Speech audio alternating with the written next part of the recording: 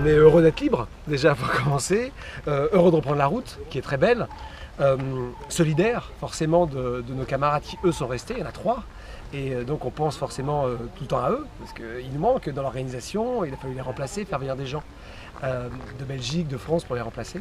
Donc voilà, mais la machine repart, donc c'est ce qu'il faut se dire, show must go on, hein, mais on est reparti. On ne le voit pas venir, ça commence avec juste des militaires qui arrivent avec des armes et qui vous demandent de vous arrêter, qui vous posent des questions, qui vous demandent votre passeport, mais on se fait régulièrement arrêter sur la route. Et puis là, effectivement, on a senti que la situation se tendait, mais on ne l'a pas vu venir tout de suite. On était persuadé de repartir quasiment, si ce n'est dans les heures qui suivaient, au moins dans le lendemain matin. Et puis finalement, on a demandé 3 responsables, et les 3 responsables ont été mis à l'écart, et puis les 3 responsables ont finalement été jamais emprisonnés, mais en tous les cas, je ne sais pas si on dit inculpés, en tous les cas, chargés d'une responsabilité réelle, légale, nous jamais.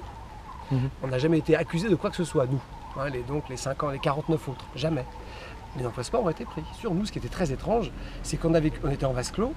En revanche, en dehors de nos passeports, on avait nos téléphones, on avait tout.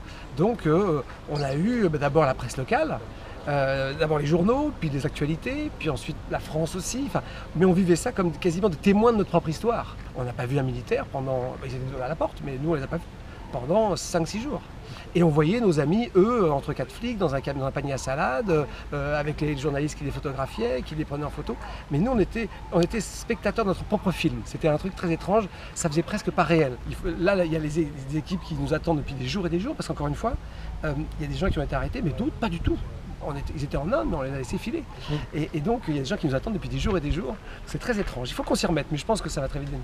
Quand on pensait qu'on partait dès le lendemain, on n'a jamais vraiment imaginé qu'on allait perdre 2 étapes. Donc, il faut réécrire 2 étapes.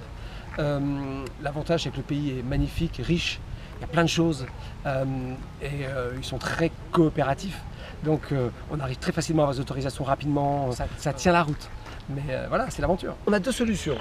Soit on fait tous les lieux touristiques vus par tout le monde, hein, et on fait un randonnion, on va au Taj Mahal, et on ne bouge pas des endroits balisés où des millions de touristes vont partout. C'est très simple, c'est très facile, on aura toutes les autorisations du monde pour faire tous les endroits connus de tous. Nous, on essaye de mélanger les deux, d'aller dans des grands sites emblématiques, et puis, et encore une fois, c'était avec la totale bienveillance des autorités, d'aller dans les endroits où les touristes ne vont pas souvent. Alors c'est vrai que les autorités, j'allais dire, du pays sont plutôt ravies. Et il se trouve que certaines autorités locales, qui n'ont pas l'habitude d'être avec les touristes, se sentent parfois, sont surprises, parfois un peu moins coopératives, voire agressives. Mais je crois que c'est important. Si on faisait que les endroits un peu balisés et connus de tous, ce ne serait pas Pékin.